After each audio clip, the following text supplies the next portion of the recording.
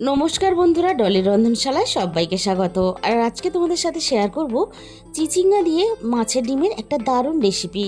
তাহলে আজকে রেসিপিটা শেষ পর্যন্ত দেখার জন্য তোমাদের কাছে আমার অনুরোধ রইল। আমি এখানে দেখো 3টে চিচিঙ্গা নিয়েছি, আর চিচিঙ্গাগুলো বড় বড় টুকরো করে কেটে নিয়েছি। আর চিচিঙ্গা যেহেতু খুব কচি ছিল, তাই কিন্তু আমি সব চিচিঙ্গার দানাগুলো ফেলিনি। আর এই রান্নার জন্য একটা বড় সাইজের আলু আমি বড় বড় টুকরো করে কেটে নিয়েছি। আর এই রান্নার জন্য আমি এখানে 200 গ্রাম পরিমাণ মাছের ডিম নিয়েছি। আর মাছের ডিম দিয়ে যদি চিচিঙ্গা এইভাবে রান্না করো তাহলে কিন্তু খেতে দারুণ লাগে। আমি দেখো সমস্ত মাছের ডিমগুলো আগে খুব ভালোভাবে হাত দিয়ে চটকে রেডি করে নেব। মাছের ডিমের মধ্যে যে সমস্ত আমি মশলা দিয়ে ভেজেছি সেটা যদি আগে দিতাম তাহলে ঠিকঠাক করে কিন্তু মাছের ডিমের সাথে মিশতো না।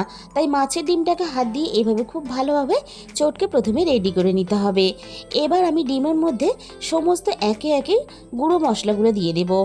প্রথমে আমি মাছের ডিমের মধ্যে স্বাদ মতো লবণ দিয়ে দিলাম, আর সঙ্গে দিলাম অল্প একটু হলুদ গুঁড়ো।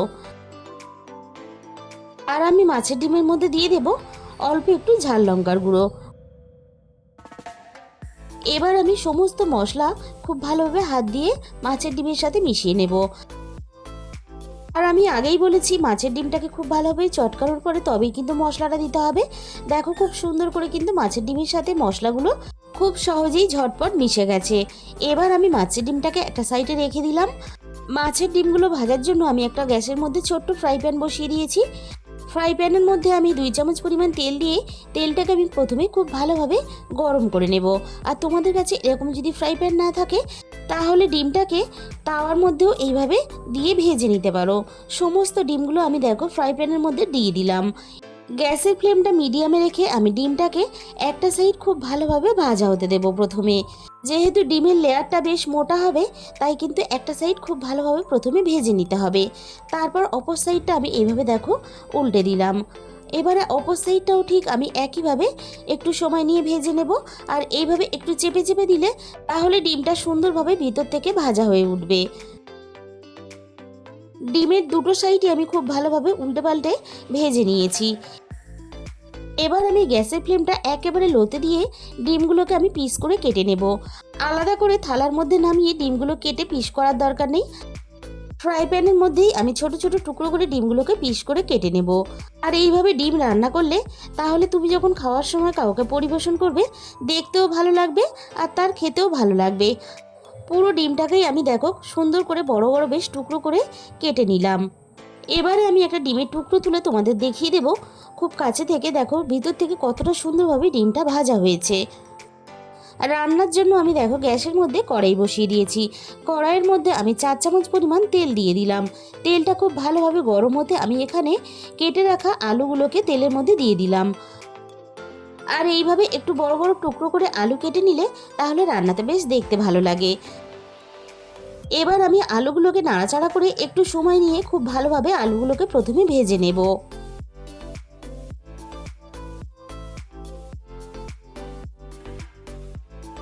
আলুগুলো খুব ভালোভাবে নাড়াচাড়া করে আমি দেখো লালচে করে ভেজে নিয়েছি। আর এইভাবে আলুগুলো খুব ভালোভাবে ভেজে নিলে আলুগুলো ভিতর থেকে খুব ভালোভাবে সিদ্ধ হয়ে যাবে।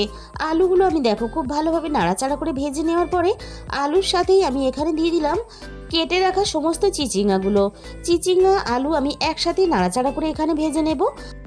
চিচিঙ্গা যেহেতু খুব বেশি ভেজে রান্না করতে লাগে না, তাই আলুর সাথেই আমি নাড়াচাড়া করে চিচিঙ্গাগুলো ভেজে নেব।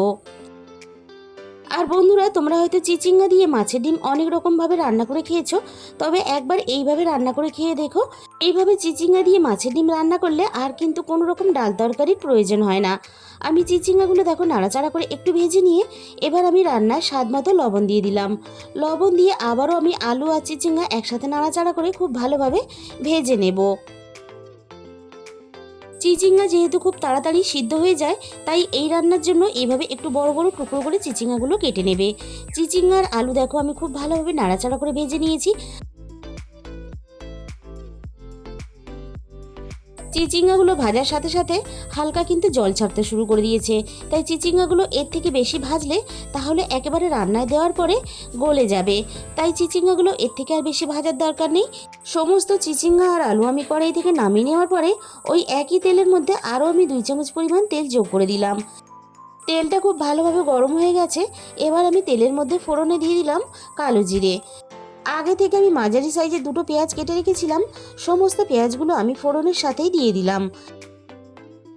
এবার আমি ফোড়নের সাথে পেঁয়াজ কুচিগুলো খুব ভালোভাবে নাড়াচাড়া করে বেশ লালচে করে নরম করে ভেজে নেব।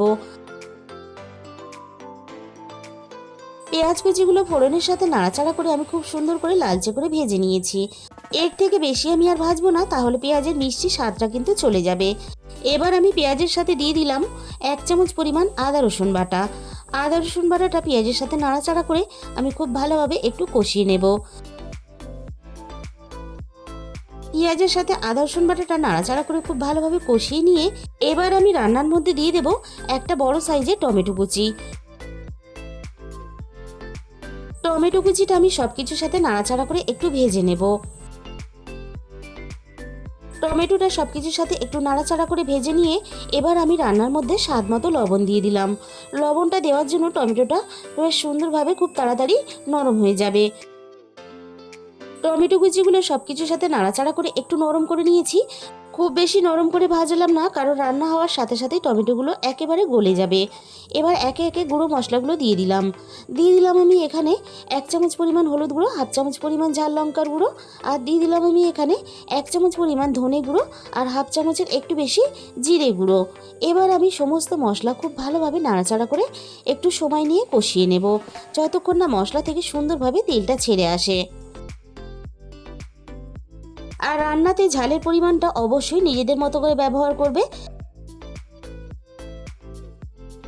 সমস্ত মশলা একসাথে খুব ভালোভাবে নাড়াচাড়া করে কষিয়ে নিয়েছি।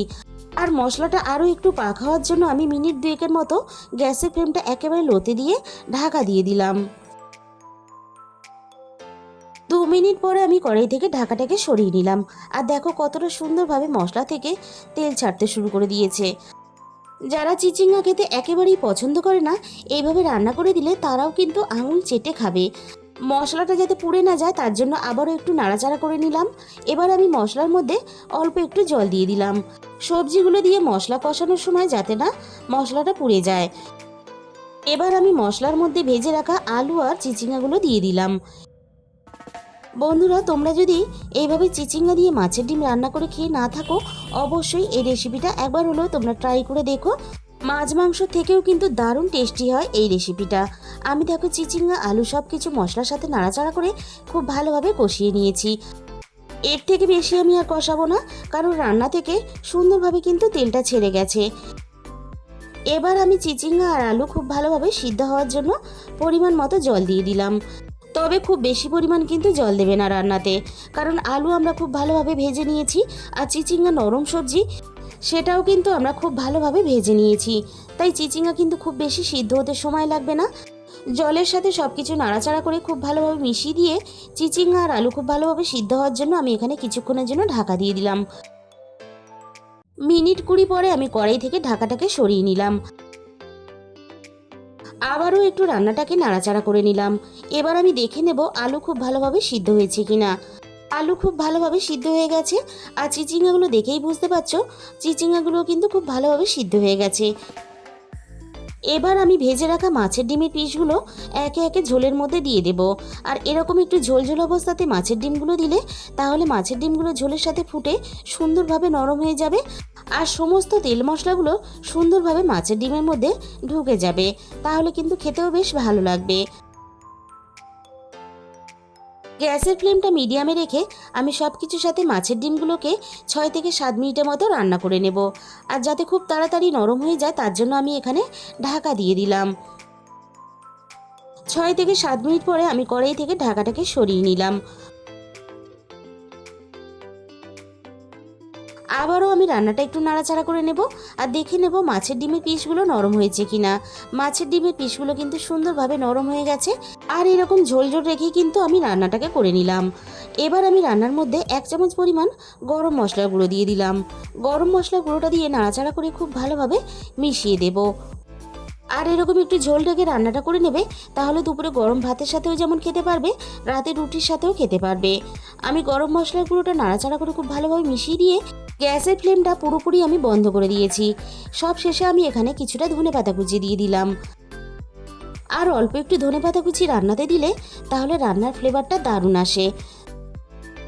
তাহলে বন্ধুরা একবার হলেও তোমরা বাড়িতে এই রেসিপিটা ট্রাই করে দেখো, আর ভালো লাগলে কমেন্ট বক্সের মাধ্যমে আমাকে জানাতে কিন্তু ভুলো না। তাহলে বন্ধুরা আজকের এই রেসিপিটা ভালো লাগলে প্লিজ একটা ভিডিওতে লাইক করে দিও, আর প্রচুর প্রচুর নিজেদের বন্ধুদের মধ্যে শেয়ার করে দিও। আর আমার চ্যানেলে যে সমস্ত নতুন বন্ধুরা এখনও পর্যন্ত আমার চ্যানেলটাকে সাবস্ক্রাইব করেনি, এরকম নতুন নতুন অনেক রেসিপি পেতে অবশ্যই আমার চ্যানেলটাকে সাবস্ক্রাইব করে পাশে থাকা বেল আইকনটা অল করে দিও। তাহলে আমি যখনই কোনো নতুন রেসিপি আপলোড করব সবার আগে তোমার কাছে পৌঁছে যাবে। তোমাদের মূল্যবান সময় দিয়ে রেসিপিটা শেষ পর্যন্ত দেখার জন্য তোমাদের সবাইকে অসংখ্য ধন্যবাদ।